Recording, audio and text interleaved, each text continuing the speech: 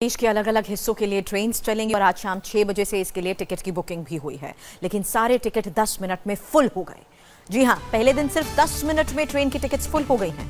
हावड़ा से नई दिल्ली जाने वाली स्पेशल ट्रेन में एसी फर्स्ट और थर्ड एसी के टिकट सिर्फ 10 मिनट में फुल हो गए। हमारी संवाददाता गौनिका इस वक्त हमारे साथ जुड़ चुकी है। गौनिका, 4 बजे से जो उम्मीद कर रहे थे, 6 बजे 10 मिनट में सब कुछ फुल।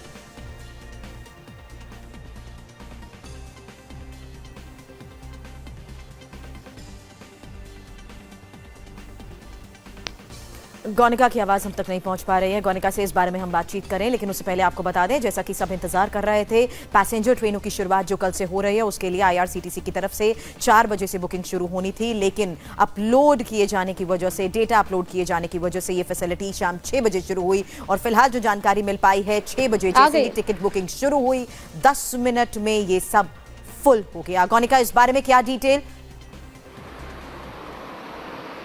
बिल्कुल सुरभि, 6 बजे से बुकिंग शुरू होनी थी। 6 बजे से बुकिंग शुरू हो चुकी है। पहले 4 बजे से होनी थी, लेकिन 2 घंटे का डिलेड, क्योंकि जो डेटा तमाम अपलोड किया जा रहा था वेबसाइट पर, उसके कारण हो गया था। लेकिन अब 6 बजे से बुकिंग शुरू हो चुकी है।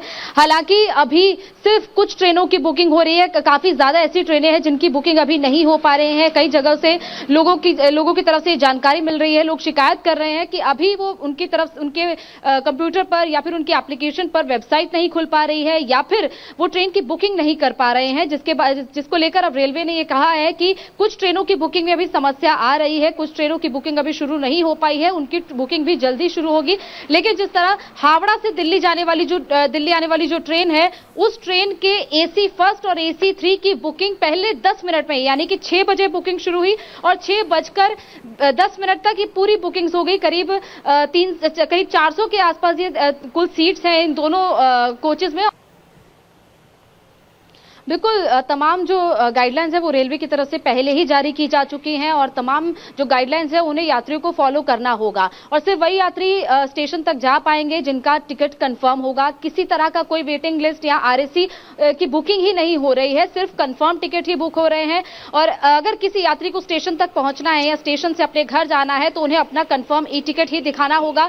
किसी तरह की कोई कर्फ्यू पास की जरूरत नहीं होगी। इसके अलावा स्टेशन पर उन्हें 90 मिनट यानी कि 1.5 घंटा पहले पहुंचना होगा। 1.5 घंटा पहले पहुंचकर उनकी थर्मल स्क्रीनिंग की जाएगी, क्योंकि सोशल डिस्टेंसिंग का ध्यान भी स्टेशन पर रखना है।